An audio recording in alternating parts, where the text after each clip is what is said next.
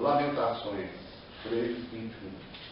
Bendito seja o nome do Senhor. Amém, irmãos? Amém. A santa e poderosa palavra do nosso Deus, ela nos diz assim: quero trazer à memória o que me pode dar esperança. Algumas traduções mais novas, que estão um pouquinho modificadas, mas o sentido é o mesmo. Quero trazer à memória o que me pode dar esperança. Amém, glórias a Deus. Os irmãos podem se sentar. Bendito seja o nome do Senhor. Irmãos, quando nós analisamos a palavra de Deus como um todo, tanto no Antigo quanto no Novo Testamento, nós podemos ver em várias partes da Bíblia Sagrada, vários versículos ou até capítulos inteiros, ensinamentos que nos mostram aqui a grande preocupação que Deus tem com o seu povo, com cada um de nós. E não apenas com o seu povo, mas com todas aquelas pessoas que estão perdidas pelo mundo. Todas aquelas pessoas que sofrem pela consequência do pecado. O Senhor Deus, na sua infinita misericórdia e sabedoria, Ele vem deixando dentro da sua palavra indicações, ensinamentos para nos direcionar a fazermos aquilo que vai nos aperfeiçoar para a volta do seu Filho Jesus. O plano de salvação de Deus, a primeira parte foi executada através da vinda do teu Filho ao mundo, o seu sacrifício e a sua ressurreição. Ele nos deixou a sã doutrina, o Evangelho puro e verdadeiro, para que nós possamos ser multiplicadores dessa verdade. Porque o maior meio de comunicação que existe sobre a terra, que nos mostra a Deus, é a Bíblia Sagrada. E ela é transmitida através da verdadeira igreja, porque as falsas igrejas, elas não pregam o Evangelho, elas pregam a vontade do homem, elas pregam aquilo que Satanás quer que seja ensinado, porque está totalmente deturpado de acordo com a palavra de Deus.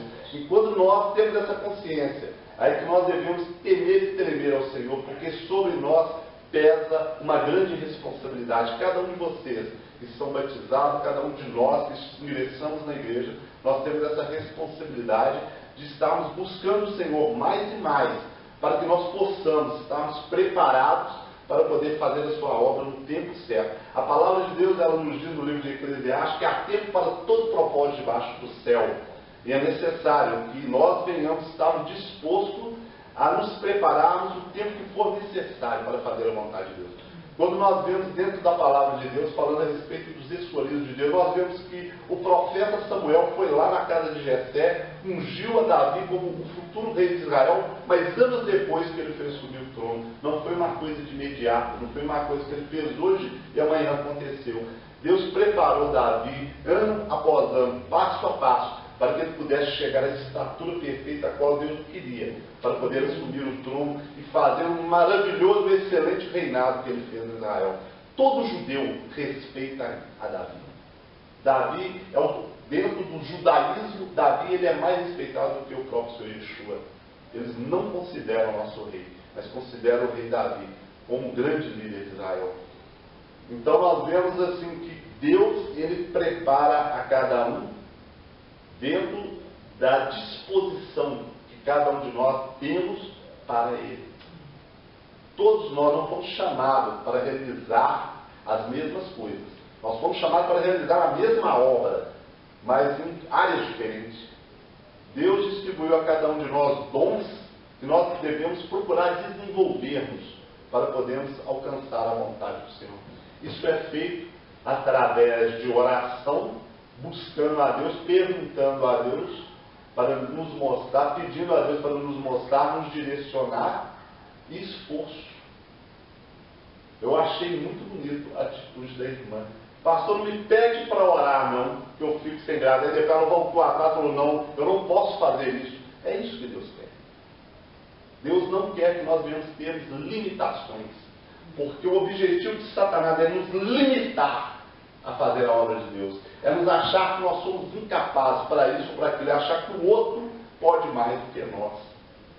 E a palavra de Deus nos diz que os filhos das trevas, eles são mais hábeis que os filhos da luz. Por quê? Porque os filhos da luz, às vezes, se negam a se esforçar mais, a se dedicar mais, a se entregar mais à vontade do Senhor, enquanto que os filhos da treva não têm nenhuma restrição em relação a eles. É por isso que a mentira, a apostasia, a heresia está crescendo como um câncer nessa sociedade. Porque os filhos de Deus muitas vezes não estão dispostos a pagar o preço que é necessário para que o Evangelho seja levado. E isso vai ser cobrado de cada um. Deus entende a limitação de cada um. Ele sabe o que cada um de nós podemos fazer. O que eu estou dizendo aqui é que todos nós devemos nos colocar à sua disposição para ser usados por Ele segundo a sua vontade e como Ele assim desejar. Nós temos que obedecer uma ordem, uma hierarquia estabelecida por Deus dentro da sua própria igreja.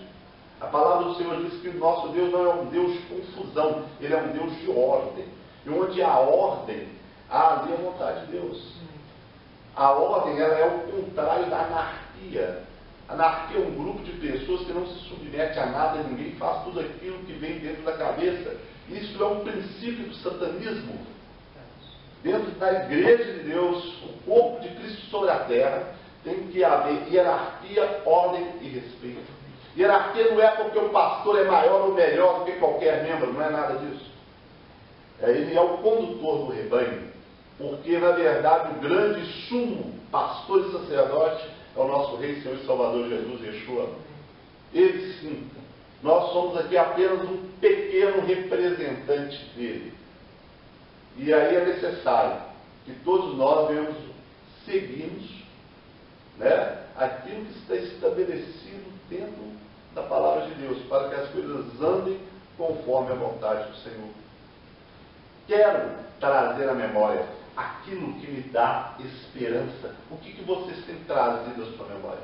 O inimigo está lutando incessantemente para fazer com que vocês venham trazer à memória só coisas negativas. Que vocês sempre lembrem daquilo que vocês acham que Deus ainda não te deu, mas se esquecem daquilo que Ele fez por você durante todo o trajeto de vida. Se você chegou até aqui hoje, é porque o Senhor Deus tem feito muito por você e te trouxe até aqui. E o que nós podemos trazer à memória para nos dar esperança? O que é esperança? A esperança é a certeza que nós temos de algo que vai acontecer. Isso é fé. A esperança é a nossa fé. Todo ser humano tem esperança.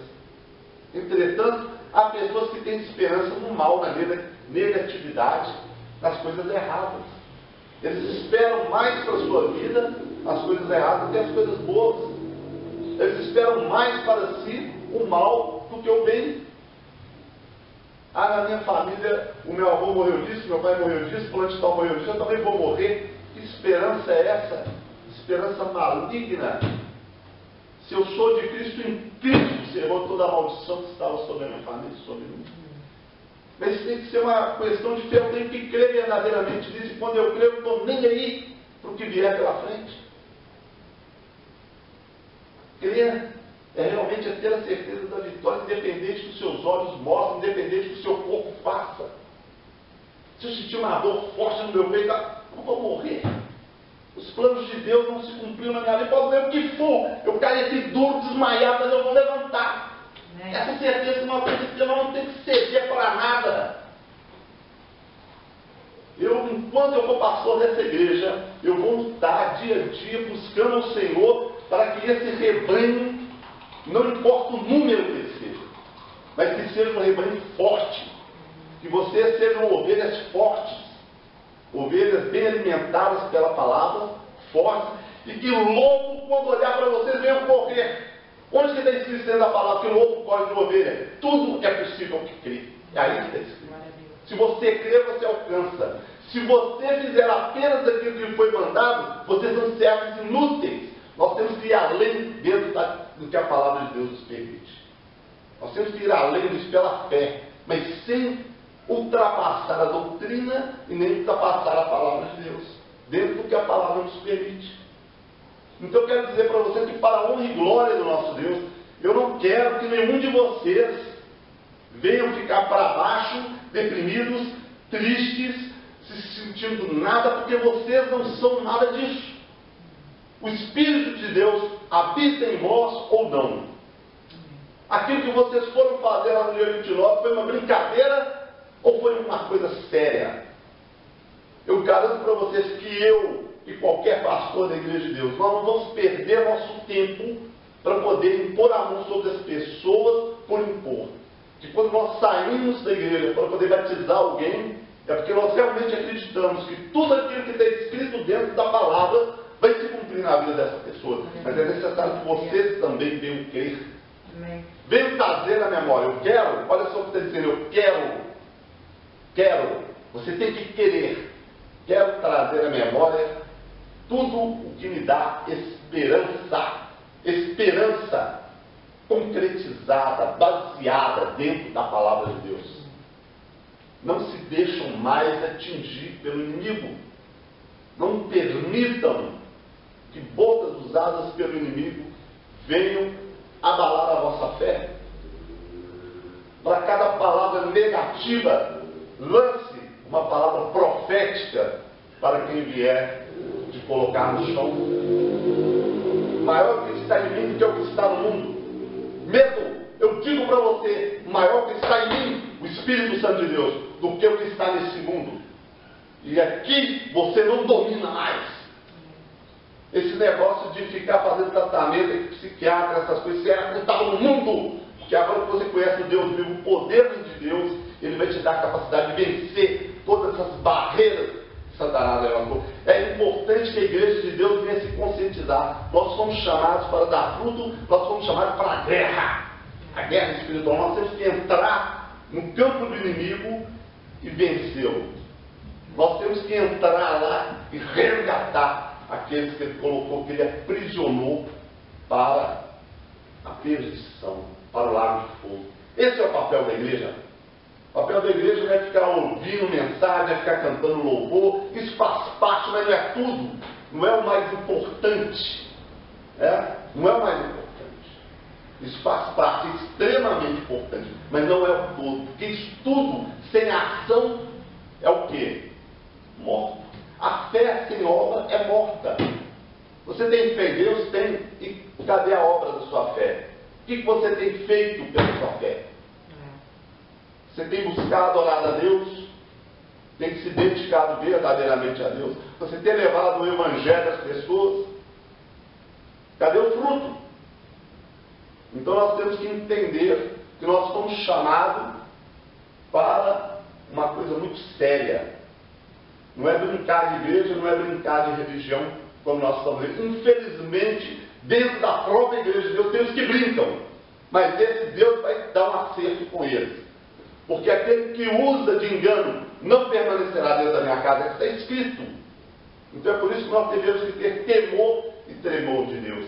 Quero trazer à memória aquilo que me traz esperança. O que te traz esperança? A palavra de Deus.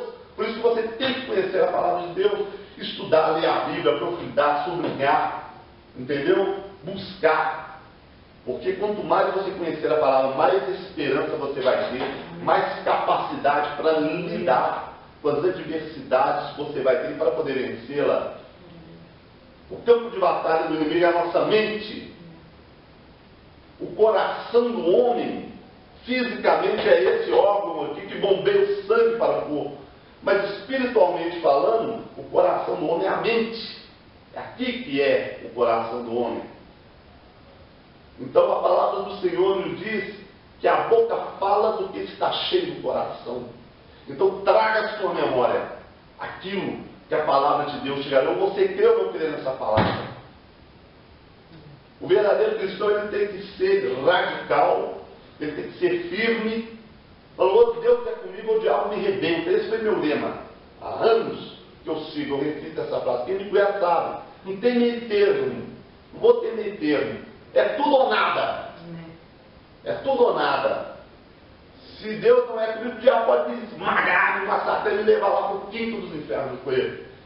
Agora, se o Senhor for comigo, ele não vai fazer nada. Então é isso que eu quero, que vocês tenham força, coragem, determinação. Não, isso não tem nada a ver com arrogância. Porque essa pregação incomoda muitos. Então eles vão pegar e querer manipular isso de outra forma. Mas não deixe que a sua mente seja manipulada pelo inimigo. Manter-se firme dentro da palavra de Deus, do que ela te promete. Viva a sua vida em abundância. O Senhor Jesus disse, eu vim para que tenham vida, e vida em abundância. Aí os gananciosos, os adoradores do dinheiro acham que vida e abundância é ter dinheiro. Pobres, coitados, miseráveis, já estão condenados ao lago de fogo, se não se converterem a fé. A vida em abundância que Deus te oferece, que o Senhor Jesus te oferece, em primeiro lugar, é a paz de espírito.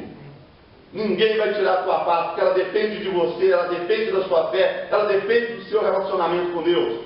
Segundo, a vida em abundância é a certeza que você tem de que Deus está no controle de todas as coisas e você sabe em quem você confia.